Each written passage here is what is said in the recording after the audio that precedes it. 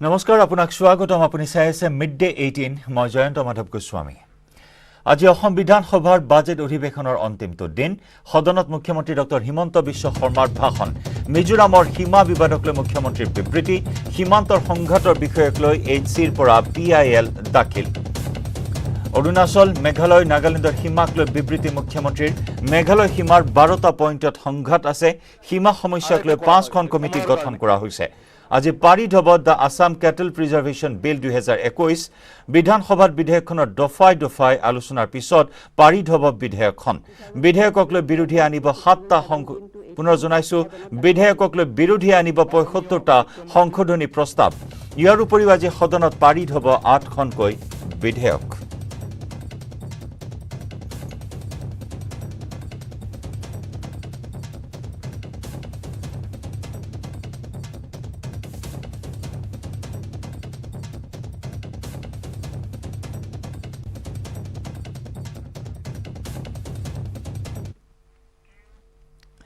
নাগালেণ্ডৰ মন জিলাত গ্ৰেনেড বিস্ফোৰণৰ ঘটনা ভাৰত ম্যানমাৰ সীমান্তৰ লংৱাৰ সেনলিশো বস্তিত এই বিস্ফোৰণ সংঘটিত হয় নগা উগ্ৰপন্থী সংগঠন NSCN-KYA সংঘটিত কৰে এই বিস্ফোৰণ বৃহস্পতিবাৰে নিশা সংঘটিত হয় গ্ৰেনেড বিস্ফোৰণৰ ঘটনা এই বিস্ফোৰণত এখন জেচিবি ক্ষতিগ্ৰস্ত হৈছে অৱশ্যে এই বিস্ফোৰণত কোনো লোক হতাহত হোৱা নাই বৃহস্পতিবাৰে নিশা সংঘটিত হয় ম্যানমাৰ সীমান্তৰ লংৱাৰ সেনলিশো বস্তিত সংঘটিত হয় এই গ্ৰেনেড বিস্ফোৰণৰ ঘটনা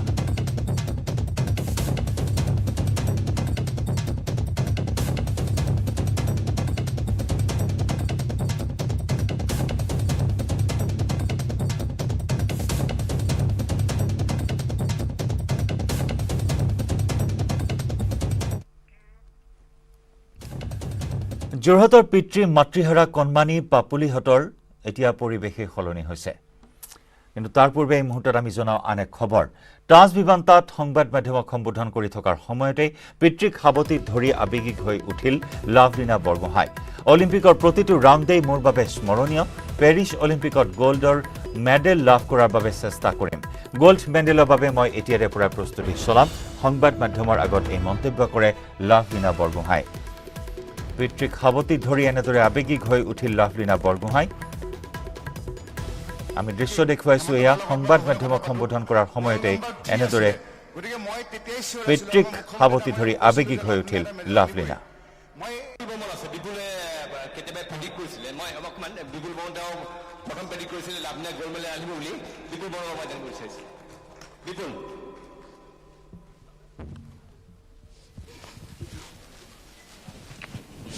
না লাভলিনাৰ লগত মই ইণ্টাৰভিউৰ কাৰণে নহয় মই চাইফিল্ডত গৈ তাইৰ লগত এনে অকমান কথা পাতি বিভিন্ন সময় মই অতিবাহিত কৰিছিলো আৰু আসলে লাভলিনাৰ যিটো আইবাৰ যিটো ৰেংকিং হেমন্ত দাৰ লগত মই সঘনে কথা পাতো মই আকৌ অসম উভতি অহাৰ পিছত এদিন মই গোটেই আমাৰ অসমৰ যোনখিনি সৰু ল'ৰা ছোৱালীখিনিক মই এবাৰ লগ কৰিম ভাবিছিলোঁ গোটেই এটা যাতে এনেকুৱা প্ৰগ্ৰাম কৰে যাতে গোটেই অসমৰ সৰু ল'ৰা ছোৱালীখিনিক যাতে মই লগ পাওঁ তাত মই সকলোকে মোৰ মেডেলটো এবাৰ টাচ কৰাই সকলোৱে যাতে টাচ কৰিব পাৰে এই কথাটো মই ভাবিছিলোঁ যদি এবাৰ মানে মেডেলটো যদি টাচ কৰে মোৰ আগতে এটা মানে সপোন আছিলে যেতিয়া মই অলিম্পিকৰ মেডেলটো দেখিছিলোঁ এবাৰ হ'লেও টাচ কৰি চাবৰ মোৰ বহুত মন আছিলে মই এতিয়া ভাবোঁ চাগে সৰু ল'ৰা ছোৱালীখিনিৰো চাগে সেইটো যদি টাচ কৰি চায় সেই ফিলটো মনৰ পৰা আহিব সেইটো কাৰণে মই এবাৰ মই একে আছো খালি মোক মানুহে পদক এটা লৈ আহিছো কাৰণে বহুত মৰম কৰিছে কাৰণ বহুতে বহুত আশা কৰি আছিলে মই যাতে সকলোৰে যিখিনি মোৰ কাৰণে মৰম চেনে মোৰ ওপৰত আশা কৰিছে মই কৰিব পাৰিম বুলি ভাবিছে সেইখিনি যাতে মই আগলৈও বজাই ৰাখিব পাৰোঁ সেইটোৱে মই চেষ্টা কৰিম কিবা এটা ডাঙৰ পাবৰ কাৰণে সৰু সুৰা এইবোৰ বস্তু আহিয়ে থাকিব মোৰ লক্ষ্যটো অকল অলিম্পিক ৰাখিব লাগে মই হেতুৰ ওপৰতে মই বেছি ধ্যান দিছিলোঁ এইখিনি বস্তু হৈছিলে মই আকৌ মনত পেলাই নাথাকো যাতে মোক আকৌ সেইখিনিয়ে আকৌ দুখ লগুৱাই সেমিফাইনেলখনো তেনেদৰে টাফে আছিলে কিন্তু মই ভাবো যে তাইক মই মাৰিব নোৱাৰাকে নহয় মই নিশ্চয় তাই মাৰিব পাৰিম কাৰণ মোৰ নিজৰ কম্পিটিশন মোৰ নিজৰ লগতে মই তাইৰ লগত হাৰি তাইৰ কাৰণে মোৰ বেয়া পাম এনেকুৱা একো নাই, কাৰণ তাই মোৰ ভুলখিনি দেখাই দিছে, মই আৰু বেছি ষ্ট্ৰং হ'ব লাগিব, মইতো বুজি পাইছোঁ। আমাৰ ইণ্ডিয়াত কিছুমান প্ৰব্লেম আছে, যেনেকৈ স্পৰ্টছৰ বিষয়ে এডুকেশ্যন চিষ্টেমটোত স্পৰ্টছৰ বিষয়ে একো নলেজেই নাপায়। বাকী কাণ্ট্ৰিতকৈ আমাৰ ল'ৰা ছোৱালীখিনিয়ে হাৰ্ডৱৰ্ক বহুত বেছি কৰিব পাৰে, কিন্তু আমাৰ পেৰেণ্টছখিনিয়ে তেওঁলোকক সেইখিনি ভয় কৰে যে কেৰিয়াৰ কেনেকৈ বনিব, কাৰণ একো কাৰ ওপৰত বিশ্বাস কৰিব, সেইটোৰ ওপৰত গ্ৰেজুৱেশ্যন ল'বৰ কাৰণেও একো ছিষ্টেম নাই। তো যদি এডুকেশ্যন চিষ্টেমটোত স্পৰ্টছৰ এটা ছাবজেক্ট কম্পালচৰি হিচাপে কৰি দিয়া হয়, তেনেহ'লে মই ভাবোঁ যে এতিয়া নহ'লেও আৰু 10 বছৰৰ পিছত আমাৰ ইণ্ডিয়াৰ পৰা ইমানেই মেডেলিষ্ট ওলাব যে বাকী কাণ্ট্ৰিখিনিকো বিট কৰিব পাৰিব, কাৰণ আমাৰ ইণ্ডিয়াত ইমানেই টেলেণ্ট আছে। প্ৰথমতে সেই এডুকেশ্যন চিষ্টেমটোত স্পৰ্টছ ভৰাব লাগিব, তাৰপিছত চেণ্টাৰখিনিতো বহাই আছেই, কাৰণ আমি এতিয়া মই অসমত থাকোঁ, কিন্তু মই বাহিৰতো সেই চেণ্টাৰৰ কাৰণে যাওঁ, কিন্তু চেণ্টাৰ তেতিয়া ওলাই যাব যদি যোনটো বস্তু ক্ৰেজ এটা আহি যাব, সেই চেণ্টাৰ য'তে বিচাৰি হ'লেও সেই ল'ৰা ছোৱালীখিনিয়ে নিজে বিচাৰি ল'ব। আৰু হয় এটা বেছিক ষ্ট্ৰাকচাৰ লাগে, সেই বস্তুখিনিও এতিয়া কৰি আছে, আৰু মই ভাবোঁ আগন্তুক সময়ত সেই গোটেইখিনি কৰিব পাৰিব আমাৰ অসম গভৰ্ণমেণ্টে যেনেদৰে কাম কৰি আছে। চাকৰিটো মোক কৈছে যে মই একো ডিউটি কৰিব নালাগে তাত, মোৰ সেইটো অনাৰী হিচাপে দিয়া হৈছে। যেনেদৰে ডিউটি কৰি আমাৰ পুলিচত যিমানখিনি লোক আছে তেওঁলোকে ডিউটি কৰি পিনি তেওঁ দেশৰ কাম কৰে, মই সেনেদৰে দেশৰ কাৰণে মেডেল লৈ আনি পিনি সেইখিনি ডিউটি মই পূৰা কৰিম। সদায় এইটোৱে সপোন দেখাইছিলে যে এনেকুৱা কিবা কৰি দেখাব লাগিব যে তহঁতি ছোৱালী বুলি যাতে কোনো তহঁতক নকয় যে তহঁতি ঘৰতে সোমাই থাক বুলি। মোৰ মা দেউতাই সেইটো মেণ্টেলিটি একেবাৰে সৰুৰ পৰাই মোক দিছিলে, বা আমাৰ 3জনী ছোৱালীকে সেইটো আমাক কনফিডেন্ট দিছিলে যে আমাৰ ওপৰত বিশ্বাস আছে, আমি কৰি দেখাম। তো মোৰ মা দেউতাই সকলোতকৈ বেছি মোৰ এই জাৰ্ণিটোত মই ভাবিছিলোঁ যে মই জিকিবই লাগিব, আৰু তাৰ আগত মই অপনেণ্টক চোৱা নাছিলোঁ, কাৰণ তাৰ আগলৈকে মই ভাবিছিলোঁ যে কোনোবা এজনী ছোৱালীক মই বিট কৰিব লাগিব, কিন্তু সেইখন বাউটৰ আগত মই ভাবিছিলোঁ যে মই নিজক বিট কৰিব লাগিব, তেতিয়াহে মই তাইক বিট কৰিব পাৰিম। তো মই মেণ্টেলিটি এইটোৱে আছিলে সেইটো টাইমত যে মই মাৰিমেই, জিকিমেই মাত্ৰ, যিমানেই যেনেকুৱাই হাৰ্ড চিটুৱেশ্যন নাহক, নিজৰ সপোনটোৰ আগত আৰু একো নাথাকে। আৰু এনেদৰে সংবাদ মাধ্যমৰ সন্মুখত মত বিনিময় কৰি কেতবোৰ গুৰুত্বপূৰ্ণ কথা উল্লেখ কৰিলে লাভলীনা বৰগোহাঁই। আৰু সংবাদ মাধ্যম সম্বোধন কৰাৰ পিছতেই নতুন দিল্লী অভিমুখে ৰাওনা হয় লাভলীনা বৰগোহাঁই। 4 দিন নতুন দিল্লীত কটাব লাভলীনা বৰগোহাঁই। 15 আগষ্টত স্বাধীনতা দিৱসৰ কাৰ্যসূচীত অংশগ্ৰহণ কৰিব লাভলীনাই। লালকিল্লাত প্ৰধানমন্ত্ৰীৰ আমন্ত্ৰণ মৰ্মে উপস্থিত থাকিব অনুষ্ঠানত। ৰাষ্ট্ৰপতি আৰু প্ৰধানমন্ত্ৰীকো সাক্ষাৎ কৰিব লাভলীনাই। 17 আগষ্টত পুনৰ অসমলৈ আহিব লাভলীনা। 17 আগষ্টৰ পৰা এমাহৰ বাবে পৰিয়ালৰ সৈতে কটাব লাভলীনাই। এতিয়া 17 আগষ্টৰ বাবে বাট চাই ৰৈছে 12মুখীয়া ৰাইজে, লাভলীনাৰ আত্মীয় পৰিয়ালে। লাভলীনাক আদৰিবলৈ সম্পূৰ্ণ ধনচিৰি মহকুমাতে এতিয়া উখল মাখল পৰিৱেশ। নতুন ৰূপত সজাই পৰাই তোলা হৈছে 12মুখীয়া গাঁও।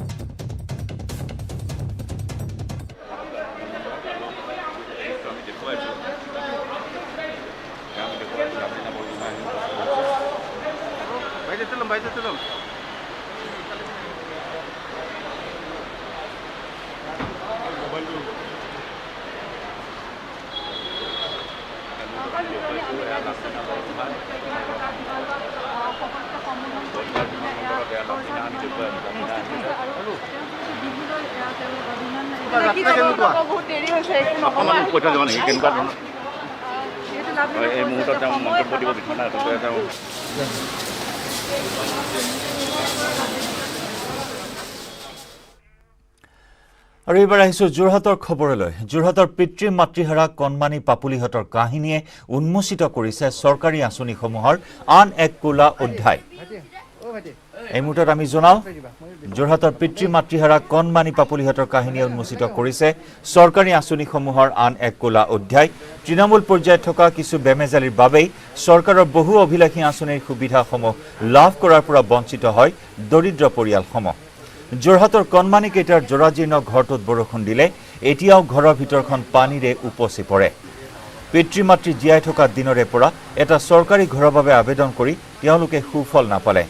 পিতৃৰ মৃত্যুৰ পাছত মাকৰ এটা বেংক একাউণ্ট খুলিবলৈ সক্ষম নহ'ল পৰিয়ালটি, আৰু তেনেদৰেই মৃত্যুমুখত পৰে মাতৃও। কিন্তু মাতৃৰ মৃত্যুৰ পিছত বছৰ বছৰ ধৰি নোহোৱাকৈ থকা কাম এটা বাতৰিৰ পিছত দুদিনৰ ভিতৰতে সম্পূৰ্ণ হৈ উঠিছে। পাপুলিহঁতৰ ঘৰত খোৱাপানীৰ সংযোগ দিয়া হৈছে, টিউবৱেল বহুৱাই পানীৰ ব্যৱস্থা কৰা হৈছে, কিন্তু এয়া মাথো এটা উদাহৰণহে। পাপুলিহঁতৰ দৰে আৰু এনে বহু পৰিয়াল অসমৰ চুকে কোণে আছে যি চৰকাৰী আঁচনিসমূহৰ পৰা বঞ্চিত হৈ আছে আৰু জীয়াই থাকিবলৈ কৰিবলগীয়া হৈছে কঠোৰ সংগ্ৰাম এনেধৰণৰ শিশু তথা পৰিয়ালসমূহলৈ উচিত সহায় আগবঢ়োৱা চৰকাৰৰ বাস্তৱসন্মত পৰিকল্পনা থকাটো এতিয়া অতি প্ৰয়োজনীয় হৈ উঠিছে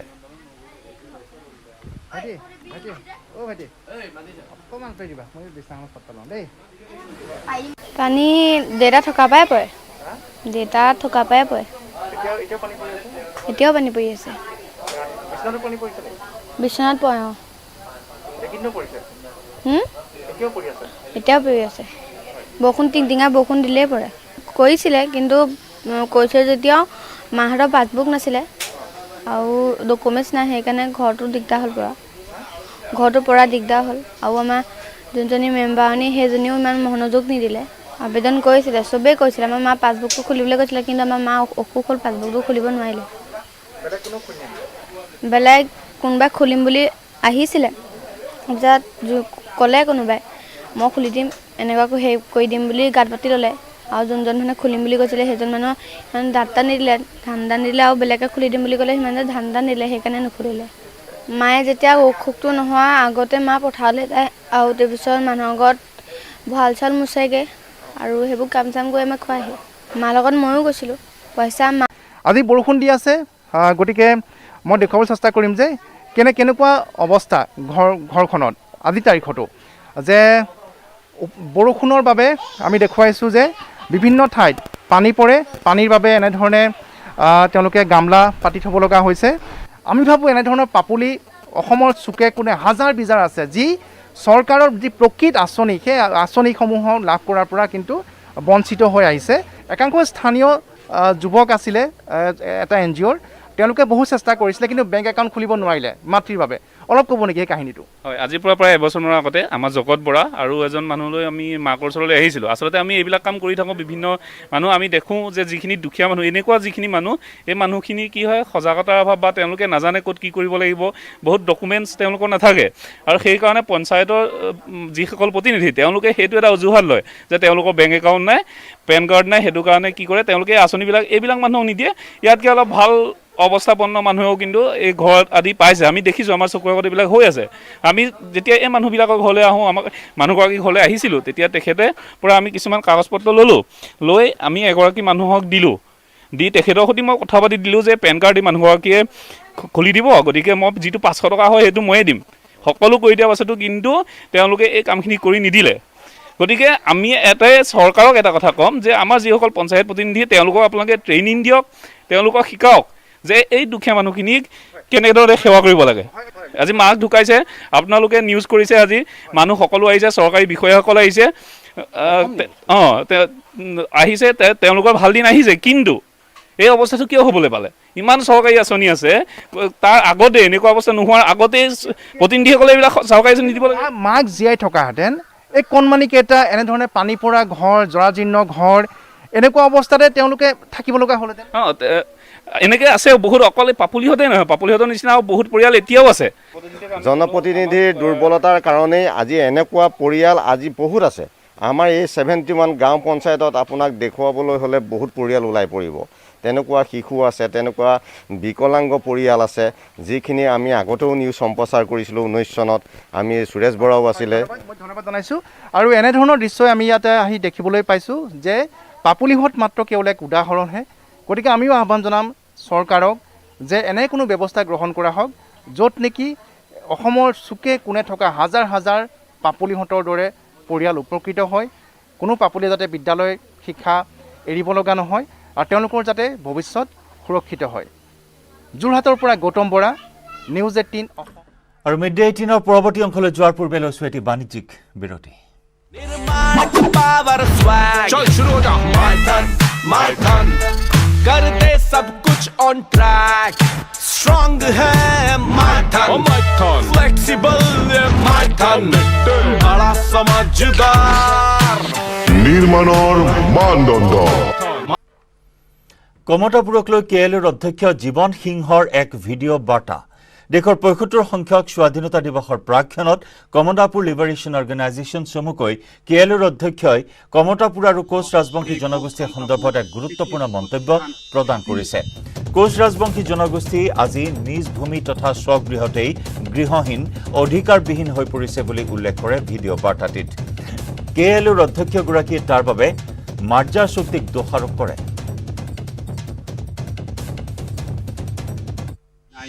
28 আগস্ট পর্যন্ত এই কোচ কমতাপুর পৃথিবীর বুকত এখন স্বাধীন রাষ্ট্র আছিল। এই দিনতে কোচবিহার রাষ্ট্রের লগত ভারত রাষ্ট্রের এখন ঐতিহাসিক চুক্তি স্বাক্ষরিত হয়। এই চুক্তির নাম হল কোচবিহার মার্জার চুক্তি। এই চুক্তি মোতাবেক কোচ কমতাপুর খানক ভারতের সংবিধানের গো শ্রেণীভুক্ত এখন রাজ্যের মান্যতা দেওয়া হয়। 1950 ভারতের রাজ্য পুনর্গঠন কমিশন বসে ভাষাভিত্তিক জাতিভিত্তিক রাজ্য পুনর্গঠিত হয়। বাঙালি গেলা বাংলা পাইল, মারাঠি গেলা মহারাষ্ট্র পাইল, বিহারি গেলা বিহার পাইল, তামিল গেলা তামিলনাড়ু পাইল, পাঞ্জাবি গেলা পাঞ্জাবি পাইল। কিন্তু কোচ কমতাপুরী জনগণ কোচ কমতাপুর পাইল না, বরং একেখান কোচ কমতাপুর বা কামরূপ রাজ্য পুনর্গঠন না করিয়া আসাম, পশ্চিমবঙ্গ আর বিহারত বিভক্ত করে ফেলায়। লগে লগে কোচ কমতাপুরী জনগণ নিজের ভূমিতে সেই রাষ্ট্রহীন বা রাষ্ট্রবিহীন আরো পরাধীন। আমার না হইল রাজনীতির বিকাশ, না হইল অর্থনৈতিক বিকাশ, না হইল সামাজিক সাংস্কৃতিক বিকাশ। আজি কোচ কমতাপুরীর জনগণ আর্থ সামাজিক দিক দিয়া উন্নতি হবার তো দূরে থাক, মাতৃভাষার পর্যন্ত স্বীকৃতি হইল না। বন্যহস্তীৰ সন্ত্ৰাস অব্যাহত থকাৰ মাজতেই এইবাৰ কলিয়াবৰৰ সোণাৰী গাঁৱত বাঘৰ আতংক। নিশা প্ৰায়ে এটা বাঘে খাদ্যৰ সন্ধানত সোণাৰী গাঁৱত বিচৰণ কৰে। গৃহস্থৰ ঘৰৰ চোতালত ৰৈ যায় বাঘৰ ভৰিৰ খোজ। কিছুদিন পূৰ্বে শিলঘাটৰ ৰবৰবাৰী অঞ্চলত গোধন নিধন কৰিছিল এটা ঢেকীয়াপতীয়া বাঘে। খাদ্যৰ সন্ধানত শিলঘাটৰ কামাখ্যা সংৰক্ষিত বনাঞ্চলৰ পৰা বাঘটো ওলাই অহাৰ সন্দেহ প্ৰকাশ কৰিছে স্থানীয় লোকে।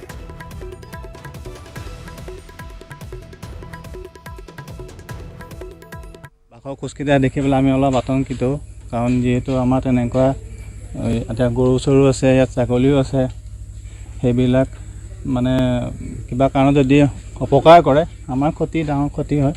এই যেন গাঁৱলৈ যে ওলাই আহিছে এইবাৰ প্ৰথম মানে তেনেকৈ খোজ পাইছোঁ, বিশেষকৈ আমি কালি যিটো পালোঁ। ডিব্ৰুগড়ৰ কলৌলোৱা দেউৰী গাঁৱৰ পথাৰত বনৰীয়া মহৰ উপদ্ৰৱ। নিশাটোৰ ভিতৰতে বিঘাই বিঘাই ধাননি উচন কৰিছে শতাধিক মহৰ জাকটোৱে। নিশা স্থানীয় ৰাইজে পাল পাতি পথাৰত ৰখীয়া হয় যদিও সফল হ'ব পৰা নাই।